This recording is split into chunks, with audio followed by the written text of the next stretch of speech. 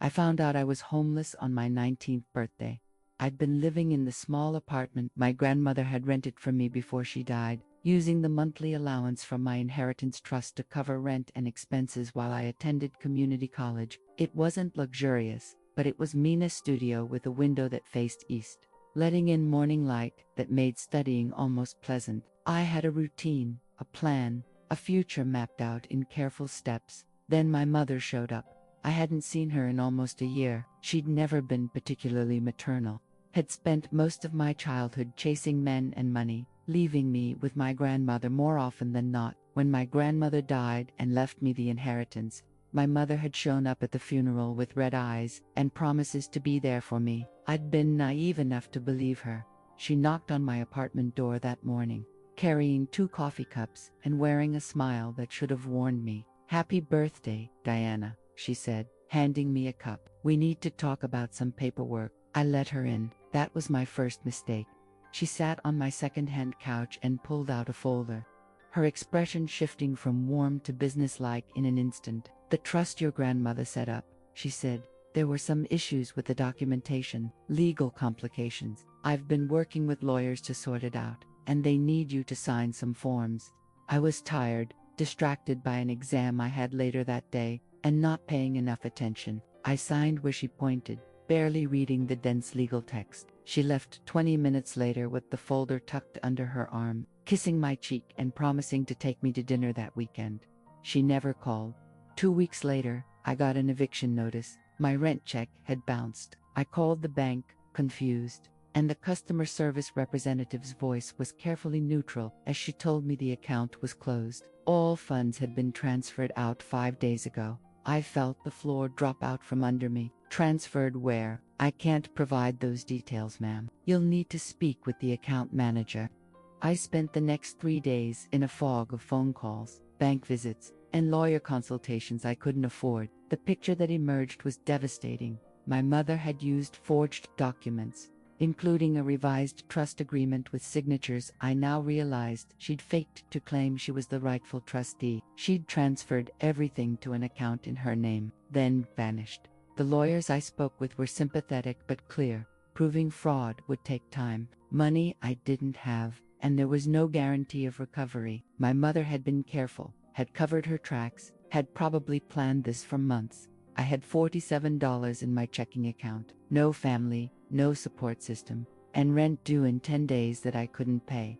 I moved into my car on a Tuesday. It was a beat-up Honda Civic with a broken air conditioner and seats that didn't recline all the way, but it was shelter. I parked in different lots, each night grocery stores, 24-hour gyms, library, parking garages, anywhere I wouldn't draw attention. I washed up in gas station bathrooms, ate ramen and canned food I heated on a camping stove in park parking lots, studied under streetlights because the car's dome light drained the battery.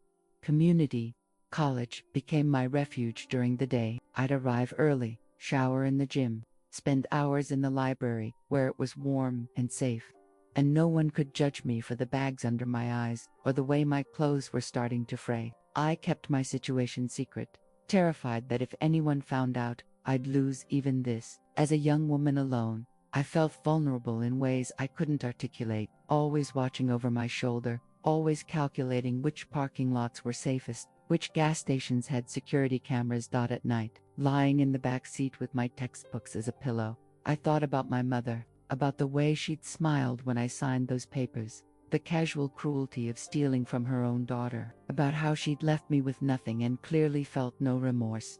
I made myself a promise in that car. In the dark, with winter pressing cold against the windows, I would survive this. I would build something so successful, so undeniable, that she would hear about it, and she would know exactly what she'd lost when she chose money over me. I got my first break 6 months into homelessness, though it didn't feel like a break at the time.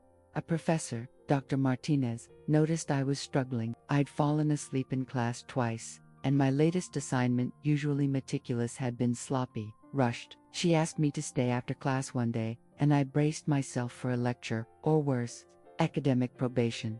Instead, she said, "Are you okay, Diana? You seem like you're carrying something heavy."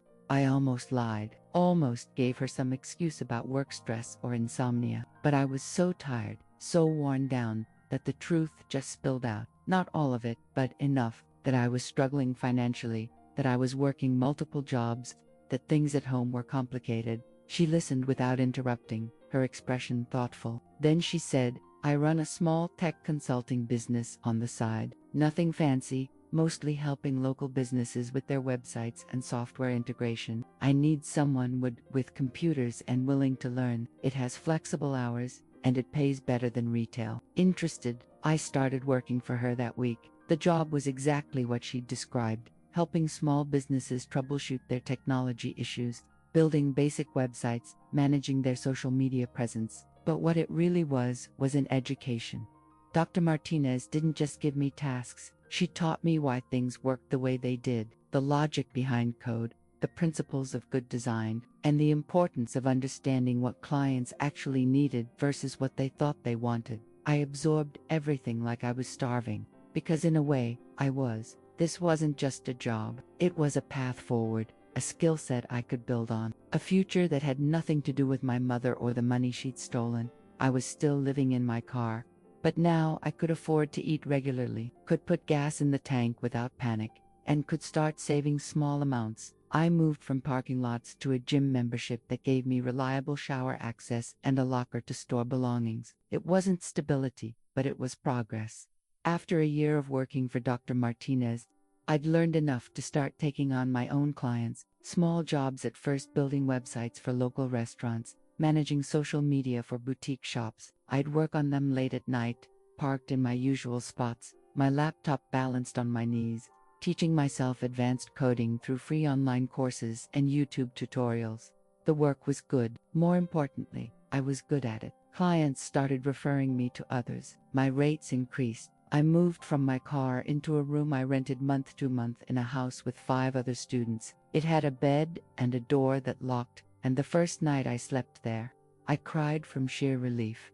I kept going to community college, kept working for Dr. Martinez, and kept taking freelance projects. I was running on coffee and ambition, sleeping 5 hours a night, pushing myself harder than was probably healthy. But I couldn't stop, because every step forward was proof that my mother hadn't destroyed me, that I could build something from nothing, that her betrayal hadn't won. I started noticing patterns in my freelance work. The same problems kept coming up. Small businesses struggling with outdated technology, unable to afford expensive enterprise solutions, and drowning in inefficient processes. They needed help, but couldn't justify hiring full-time IT staff. There was a gap in the market, a need that wasn't being met.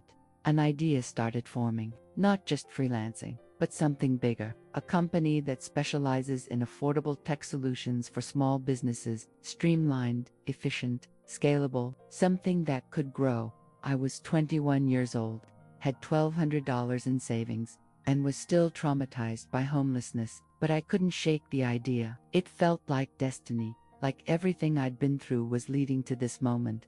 I pitched it to Dr. Martinez over coffee. She listened, asked sharp questions, and poked holes in my logic. Then she smiled. You're thinking too small, she said. This could be massive if you do it right. Let me introduce you to some people. Building a company from scratch, when you have no money, no connections, and a background of homelessness should have been impossible. But I'd learned something crucial during those years in my car. Desperation makes you resourceful. Fear of going back to nothing makes you work harder than anyone else will. And having absolutely nothing to lose makes you fearless. Dr. Martinez introduced me to a small business incubator program that provided mentorship, resources, and networking opportunities for startup founders. I applied with a detailed business plan I'd spent 3 months writing, working on it obsessively during every spare moment. The plan outlined a company that would offer affordable, subscription-based tech support and digital infrastructure for small businesses' websites, cloud storage, cybersecurity, software integration, all managed remotely. I called it TechBridge Solutions. The idea was simple: bridge the gap between small businesses and the technology they needed to compete. I was accepted into the incubator program, and for the first time since my mother's betrayal, I felt like I had allies, other entrepreneurs who understood the struggle, mentors who'd built successful companies and were willing to share their knowledge, and investors who specialized in earliest stage startups. The first year was brutal. I brought on 2 partners I met through the program, Maria, who had an MBA and understood business operations in ways I didn't, and James, a brilliant developer who could code circles around me. We worked from a cramped, shared office space, lived on ramen and ambition, and poured every dollar we made back into the business. I quickly discovered that being a young woman in tech came with its own challenges. Investors questioned my technical knowledge in ways they didn't question James. Clients sometimes asked to speak with whoever's in charge. Even after I'd introduced myself as CEO, I learned to be twice as prepared, twice as confident, twice as assertive, just to be taken half as seriously. We landed our first major client 8 months in, a chain of local coffee shops that needed a complete digital overhaul. The contract was worth $50,000, and I remember the day we signed it, standing in that tiny office with Maria and James, all of us too stunned to celebrate. It was validation, proof that our idea worked, that we could compete, that we belonged in this space. The company grew faster than I'd anticipated. Word spread through the small business community. Our subscription model was disruptive. Instead of paying tens of thousands upfront for IT infrastructure, businesses could pay a few hundred a month for comprehensive support. It made technology accessible to shops and restaurants and service providers who'd been priced out of the digital economy. We hired our first employees, moved into a real office, landed contracts with regional chains. Within 2 years, TechBridge Solutions was servicing over 300 clients and generating $3 million in annual revenue. I worked constantly, relentlessly, not because I had to anymore. We were successful, profitable, growing, but because I couldn't stop, because every success was proof that I'd survived, that my mother's cruelty hadn't broken me, that I'd built something real and valuable from nothing. By year 4, we were expanding nationally. I'd brought in venture capital funding, scaled our team to 50 employees, and developed proprietary software that made our services even more efficient. We were featured in tech industry publications, won awards for innovation and social impact, and were recognized as one of the fastest growing startups in the country. I was invited to speak at Women in Tech conferences, asked to mentor other female founders, and celebrated as proof that the industry was changing. And then, in year 5, we got acquired. A major tech company saw what we'd built, saw the market share we'd captured, and made an offer I couldn't refuse: $120 million, with agreements to keep the TechBridge brand and let me stay on as CEO. I was 26 years old, 5 years removed from sleeping in my car, and I was suddenly worth more money than I could have imagined when I was eating cold ramen in parking lots. The acquisition was announced in press releases, covered by major business news outlets, and profiled in magazines and websites. My face was suddenly everywhere: the bootstrap entrepreneur who'd built a $100 million company, the success story, the example of what hard work and innovation could achieve. I did interviews, appeared on podcasts, and spoke at conferences. I never mentioned my mother, never talked about being homeless, never revealed the pain that had fueled my ambition. That was mine to carry, private and protected. But I knew, somewhere in the back of my mind, that she would see it, that my face on those websites and magazines would eventually reach her, and I wanted her to see it, wanted her to understand what she'd given up when she chose $340,000 over her daughter. My mother called me on a Wednesday afternoon, 3 weeks after the acquisition was announced. I was in my office, a real office now, with floor-to-ceiling windows and furniture that didn't come from Craigslist, reviewing quarterly projections when my assistant buzzed, "There's a woman online too, claiming to be your mother. Should one put her through?" I said, my voice calmer than I felt. There was a click, then her voice, and it was like being transported back to that apartment, to the moment before everything fell apart. "Diana, honey, it's Mom. I've been trying to reach you." I didn't respond, just waited, letting the silence stretch. "I saw the news," she continued, her tone carefully bright, "about your company. I'm so proud of you, sweetheart. I always knew you'd do something amazing." The audacity of Etha, sheer, breathtaking audacity, almost made me laugh. "You stole my inheritance and left me homeless. I said, my voice flat. You forged documents, emptied my trust fund, and disappeared. I spent 3 years sleeping in my car because of you. Silence on her end. Then, in a smaller voice, things were complicated back then, Diana.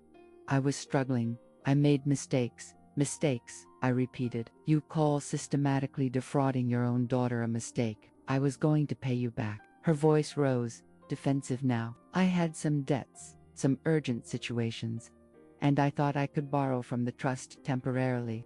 You stole $340,000 and vanished for 7 years. That's not borrowing, that's theft. Another pause. When she spoke again, her tone had shifted to something that might have been desperation. I know you're angry, and you have every right to be, but I'm still your mother, Diana, and I'm in trouble now. I have medical bills, legal issues, and I thought, given your success, maybe you could help me, just a loan, until I get back on my feet.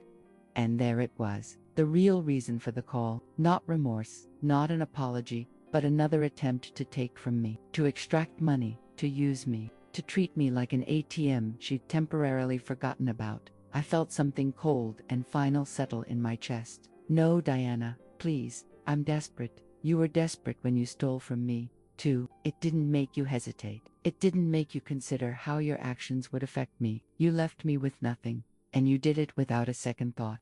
I'm your mother. No, I said again, my voice hard. A mother protects her child. A mother sacrifices for her child. You did the opposite. You saw me as a resource to exploit, and when you'd taken everything you could, you disappeared. You're not my mother. You're just someone who happened to give birth to me. I heard her crying now, but it didn't move me. I'd cried plenty of nights in that car, scared and alone and betrayed. She'd earned none of my sympathy. If you contact me again, I said, I'll file a police report for the theft. The statute of limitations hasn't expired, and I've kept all the documentation. I chose not to pursue charges because I was focused on building my life, but I will burn that bridge if you push me.